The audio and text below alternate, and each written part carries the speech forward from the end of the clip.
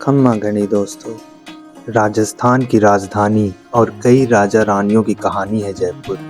हवा महल की चमक से लेकर आमेर फोर्ट की चढ़ाई है जयपुर। तो इसी गुलाबी रंग में रंगने और गुलाबी शहर की खूबसूरती को एक्सप्लोर करने हम पहुंच चुके हैं हमारे देश के पिंक सिटी जयपुर में। पिंक सिटी की गुलाबी गलियों के बीच में मैं आपका फिर से स्वागत करता हूं हमारी इस नई वीडियो में, जहां हम आज जाने वाले हैं जयपुर की सबसे खूबसूरत जगहों में से एक में, जो है हवा महल।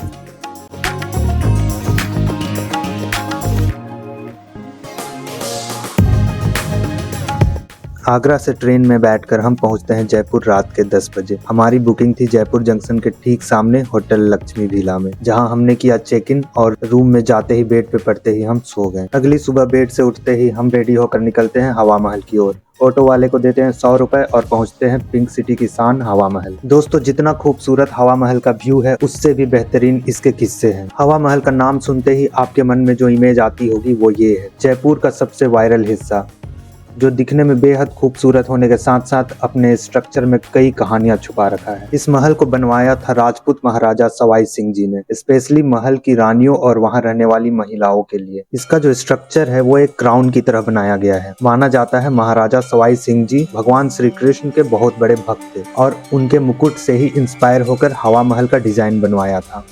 तो 52 रुपए पर हेड की टिकट लेकर हम मुख्य द्वार से जैसे ही महल के अंदर जाते हैं, हमें दिखाई देता है एक सुंदर सा फाउंटेन, जिसके सामने अच्छी फोटोज क्लिक करने के बाद हमें मौका मिलता है राजस्थानी फोक का मजा लेने का।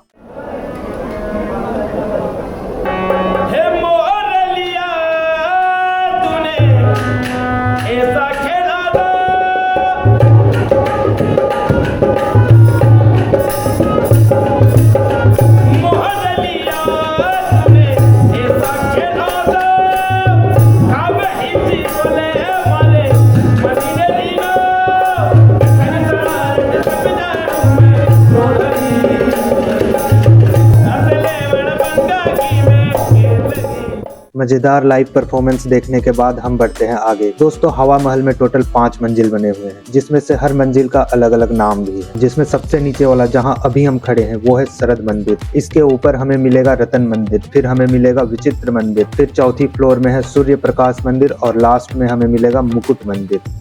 दोस्तों, यहाँ आपको सीढ़ी नहीं मिलेगी, प्लेन स्लाइडर बना हुआ है और उसी से चढ़कर हम पहुंचते हैं रतन महल,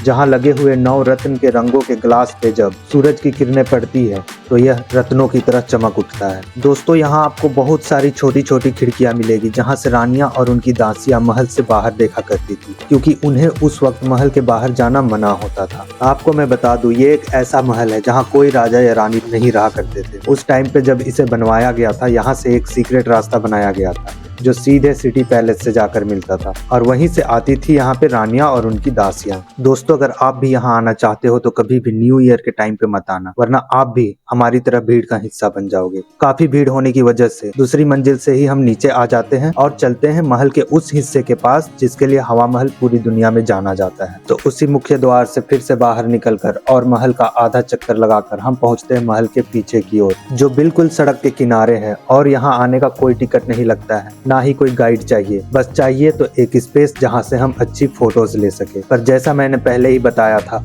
हमारी यहाँ आने की टाइमिंग ही गलत थी, क्योंकि हम निकले हैं राजस्थान एक्सप्लोर करने, वो भी न्यू ईयर के टाइम पे, जब पूरा भारत घूमने निकलता है। तो इसी भीड़ के साथ हवा महल की कहानी होती है समाप्त और आगे हम जाने वाले हैं एक और बेहतरीन लोकेशन पे, जहाँ राजस्थानी कल्चर के साथ साथ खूब सारी फन एक्टिविटी भी करने को मिलती है, स्पेशली वो मिरर रूम वाली। पर उसके लिए आपको करना पड़ेगा थोड़ा सा इंतजार। तब तक अगर आप चैनल पे नए हो तो सब्सक्राइब कर दे, वीडियो अच्छा लगा तो लाइक करें और बेल आइकन को दबाना ना भूलें। मिलते हैं अगले वीडियो में, तब तक के लिए नमस्कार, धन्यवाद, जय श्री राम।